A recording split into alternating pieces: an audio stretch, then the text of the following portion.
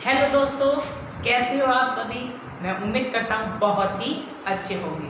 आज मैं आपके लिए लेकर आया हूँ एलसीएम को निकालना सीखें। जी हाँ, आज हम इसी टॉपिक पर बात करने वाले हैं कि एलसीएम को कैसे निकाला जाता है।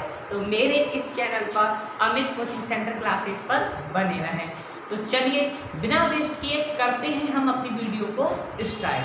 तो देखिए, जैसा कि हम जानते हैं, ये हम जो बात करने वाले हैं वो है एलसीएम की।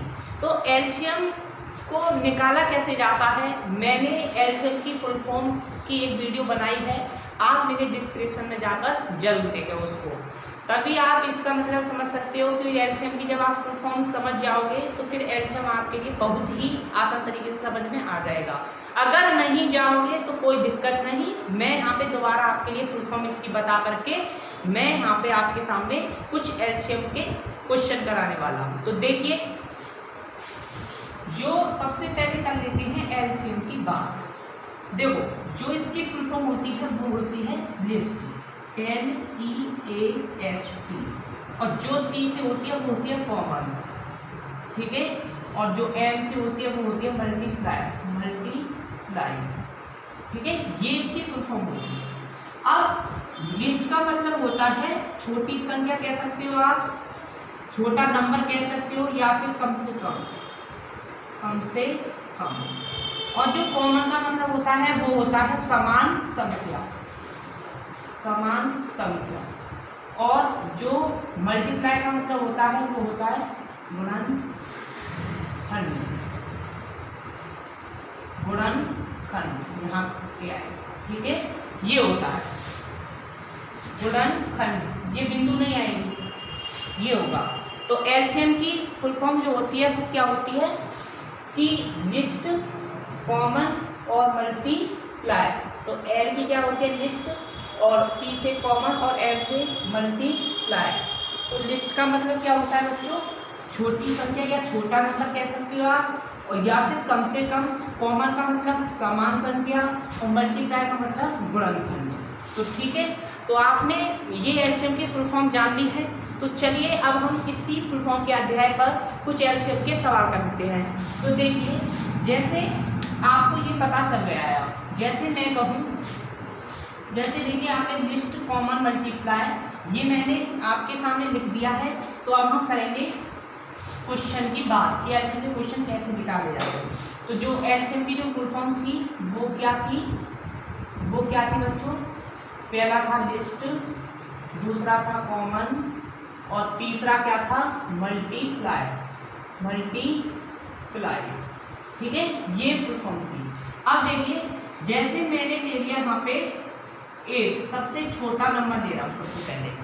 तो होता क्या है इसमें, मैंने यहाँ पे लिया है 8 यानी कि 8। तो लिस्ट का मतलब क्या होता है कम से कम, या फिर कह सकते हो छोटी संख्या या फिर छोटा नंबर। तो हमें ऐसा छोटा नंबर का टेबल लेना है, यानी पहाड़ा। तो ऐसा छोटा टेबल लेना है सबसे पहले कि इस संख्या को काट दे। अगर वो टेबल, छोटा टेबल अगर नहीं काटता है तब हम आगे की डिजिट को पकड़ते हैं, यानी आगे के पहाड़े को पकड़ते हैं। तो जैसे देखिए यहाँ पे 8 है, तो सबसे पहले पहाड़ा कहाँ से स्टार्ट होता है, 2 से। तो देखिए, तो 2 चौक 8, तो ये काट रहा है। अब देखिए 2 चौक 8, यानी कि 2 चौक, चौक का 4, और फिर कितना आया 8। अब इसको भी, ये भी 2 से कटेगा, फिर देखिए इसमें 2 दूनी 4, फिर 2 से कटेगा, तो 2 एकम 2। तो देखिए एल हमने इसमें करा यानी कि लिस्ट, तो सबसे छोटा नंबर लिया हमने यहाँ पे। तो अब हमें क्या ज्ञात करना है, एलसीएम बताओ इसका। तो एलसीएम कैसे बताएंगे, 2 इंटू 2 इंटू 2। तो 2 2 जा 4, और 4 2 जा 8, या फिर 2 दूनी 4 और 4 दूनी 8। तो हमारा जो एलसीएम निकल कर आया है वो क्या निकल कर आया है बच्चों, 8। जी हाँ, आपने सुना, बिल्कुल सही सुना। जो आपके सामने एलसीएम निकल कर आया है आज का, वो आया है 8। तो चलिए अब बड़ी संख्या का निकाल के देखते हैं क्या कैसे निकालते हैं बड़ी संख्या का। सेम अगर आपने ये फुल फॉर्म याद कर ली तो आपको एलसीएम निकालने से कोई नहीं रोक पाएगा। तो देखिए, अब मैं इसको इरेज कर दे रहा हूँ। तो जैसे देखो, मैं यहाँ पे लेता हूँ 24, तो सबसे पहले मेरा क्या है, लिस्ट है। ठीक है, लिस्ट का मतलब क्या होता है, कम से कम, या फिर कह सकते हैं उसको छोटी संख्या, जो मैंने अभी बताया था छोटी संख्या। कॉमन का मतलब समान, ठीक है, और मल्टीप्लाई का मतलब गुणनखंड, ठीक है, इसको कह सकते हो। अब देखो लिस्ट का मतलब या फिर छोटी संख्या या फिर कम से कम यानी छोटा पहाड़ा यानी टेबल। अब देखिए सबसे छोटा जो टेबल होता है, जैसे हमने उस क्वेश्चन में बात की थी, जो सबसे छोटा टेबल होता है वो कौन सा होता है, 2 का। तो सबसे पहले ये देखते हैं हम कि 2 के पहाड़े में ये संख्या आ रही है या नहीं आ रही। तो देखिए 2 के पहाड़े में 2 आता है, 4 भी आता है, तो इसका मतलब ये संख्या कट जाएगी। कौन से टेबल से कटेगी बच्चों, 2 से।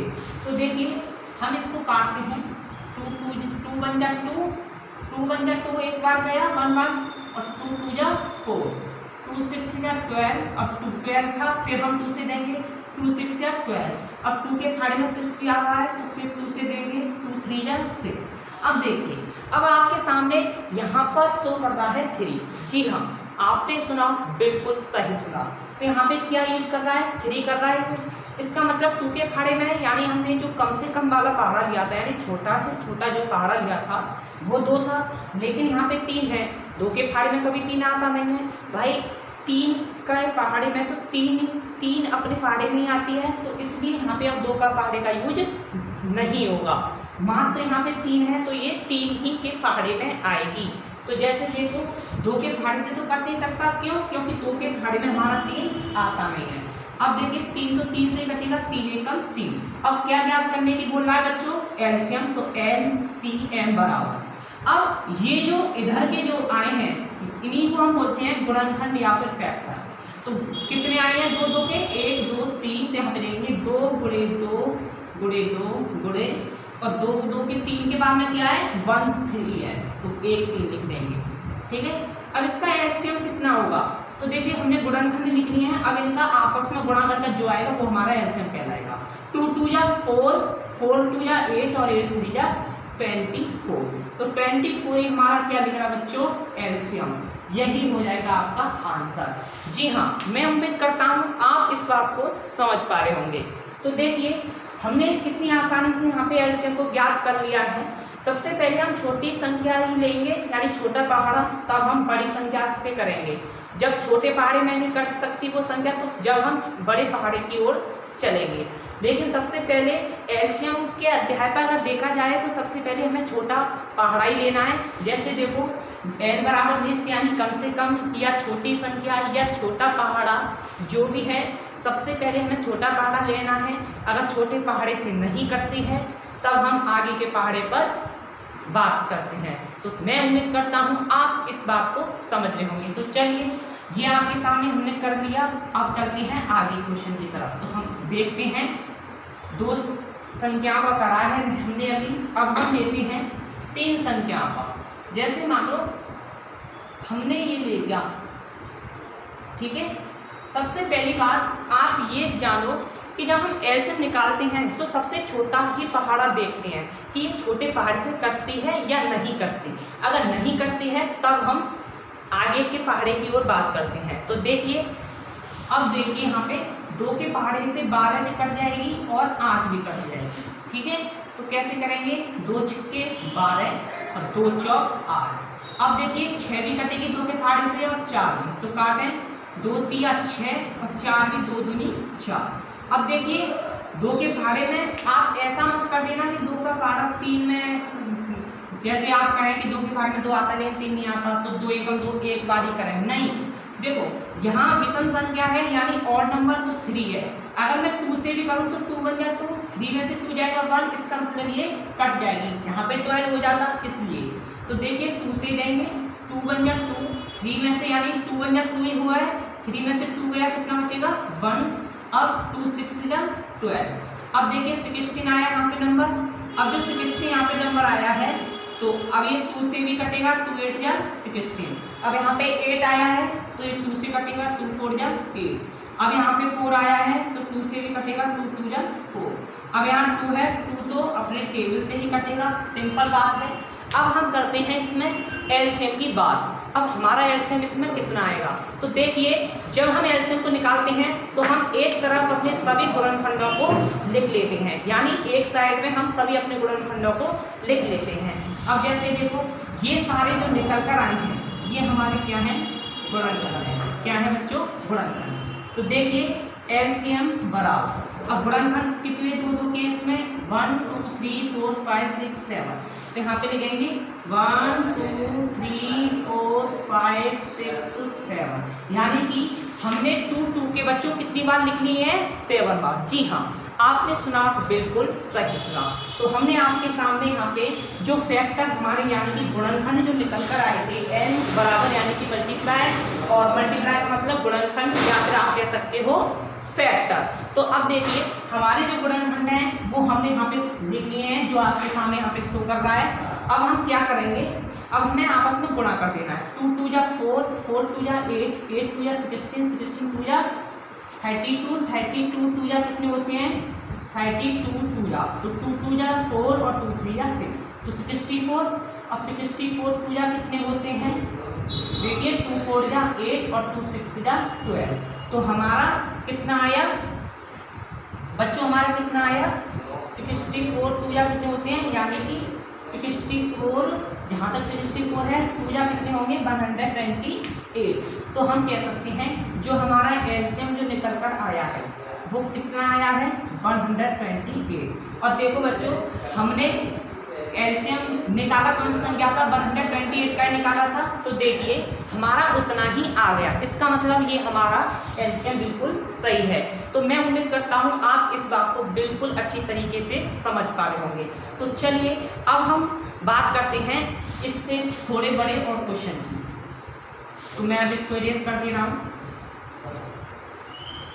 देखिए अब जैसे मान लीजिए यहाँ पे है 512, कितना है बच्चों 512, हमें इसका एलसीएम ज्ञात करना है। तो सबसे पहले हम छोटा नंबर देखते हैं, ये आपको ऑलरेडी पता चल गया है। अब देखिए यहाँ पे जो हम टेबल देखेंगे वो बच्चों सबसे छोटा टेबल होना चाहिए। तो छोटा कौन सा है, 2 है।